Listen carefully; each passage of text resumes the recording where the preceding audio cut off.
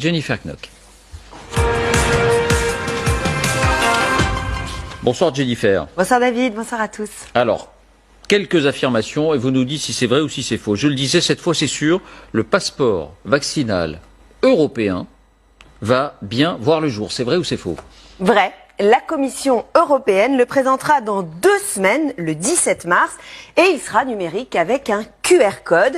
Nous présenterons ce mois-ci une proposition législative pour un passeport vert, avec l'objectif de permettre graduellement aux Européens de se déplacer en sécurité au sein de l'Union européenne ou en dehors pour le travail ou du tourisme, a annoncé sur Twitter la présidente de la Commission.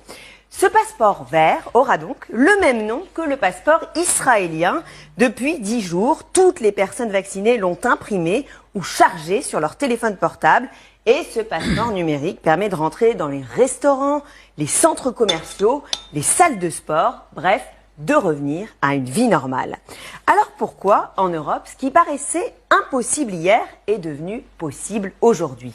Eh bien par pragmatisme. La crise dure, des variants sont apparus, les pays ne peuvent plus réagir en ordre dispersé. On sait que la Grèce était le grand promoteur de ce projet, comme les pays du Sud, les pays nordiques, le Danemark, l'Autriche, qui étaient très favorables à ce passeport vert pour sauver le tourisme. D'autres, comme l'Allemagne, étaient plus réticents. Maintenant, il y a consensus. Daher braucht es einen grünen Pass für jeden, der entweder geimpft ist. Politische Vorgabe ist, dass man das in den nächsten Monaten erreicht. Ich habe ja von 3 Monaten gesprochen und deshalb glaube ich, dass auch alle Mitgliedstaaten der Europäischen Union daran arbeiten. Mais pour être clair, à ce stade, ça ne concerne que les vols, que les voyages en avion. C'est vrai ou c'est faux? Faux. Ça concernera à minima tous les passages de frontières, que ce soit en avion, en train, en bateau, en voiture ou même à pied. Ensuite, chaque pays membre décidera. Plusieurs d'entre eux ont déjà signifié qu'ils comptaient étendre son utilisation à tout le reste. Ce sera donc peut-être ce passeport qui permettra aux touristes allemands en voyage en Grèce d'aller à la plage ou au restaurant. Chaque pays fera ses choix. Ouais, c'est vrai qu'on voit mal à partir du moment où la logique est adoptée, on voit mal que ça ne s'étende pas à tous les secteurs de la vie d'avant, entre guillemets. Troisième affirmation, ce passeport sanitaire ne sera utile que pour les personnes vaccinées. C'est vrai ou c'est faux? Faux, ce passeport tiendra aussi compte des tests PCR négatifs et mentionnera le fait qu'une personne ait déjà été malade et dispose d'anticorps contre la maladie. Pas question donc de limiter ce passeport à la seule condition d'être vacciné. Sinon, ça aurait signifié que la vaccination était obligatoire. Et ça, la France n'en veut pas. Ça ne veut pas dire, encore une fois, que ce sera un sésame absolu. Et c'est là où je veux en venir.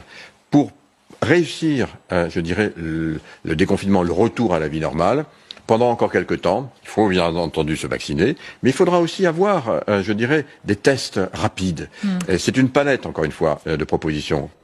Voilà, vous avez un laissez-passer si vous êtes vacciné, mais aussi si vous avez des tests PCR négatifs, ou si vous avez été malade et qu'il est prouvé que vous avez encore des anticorps. Quatrième affirmation, la France, justement. La France a officiellement donné son accord, alors qu'on sait qu'elle y était opposée. C'est vrai ou c'est faux? C'est vrai. Si le président est encore très prudent sur le sujet, le ministre des Transports, lui, l'envisage clairement. Nous allons mettre en place une organisation à travers ce que j'appellerais un pass sanitaire. C'est-à-dire on va demander à ce que d'abord les gens s'enregistrent pour faciliter, vous savez, le système d'alerte. C'est-à-dire que si quelqu'un est venu à un tel événement dans un lieu public, qu'il puisse s'être enregistré avec un code. La France, par exemple, pour les Outre-mer, mettra en place un pass sanitaire. Ça consistera à avoir une application dans laquelle vous pouvez rentrer vos tests PCR négatifs, les attestations de non-symptômes, bref, tous les documents de voyage, le cas échéant, le certificat de vaccination. Donc poussons jusqu'au bout. Dernière affirmation de Jennifer, ce passeport sera donc utilisé en France pour aller au restaurant, au cinéma, voir un concert. Vrai ou faux? Alors là, c'est vrai et faux. D'ailleurs, Matignon le dit et le répète, à court terme c'est faux, ce passeport est prématuré. Il peut y avoir des pays qui souhaiteront l'imposer, on n'y peut rien, mais il n'est pas concevable que nous l'imposions aux Français avant que la vaccination ne soit totalement accessible. Ce n'est donc pas encore le moment. Mais au printemps, quand la vaccination s'intensifiera, le dossier sera clairement sur la table.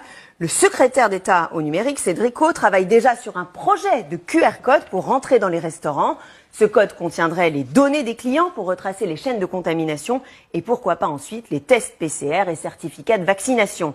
Quant aux responsables de festivals, eux aussi envisagent la possibilité de mettre en place dès cet été un QR code pour prouver qu'un test PCR négatif a bien été réalisé moins de 72 heures avant l'événement. Voilà, et a fortiori, si on est vacciné, ça rentrera aussi. Merci Jennifer.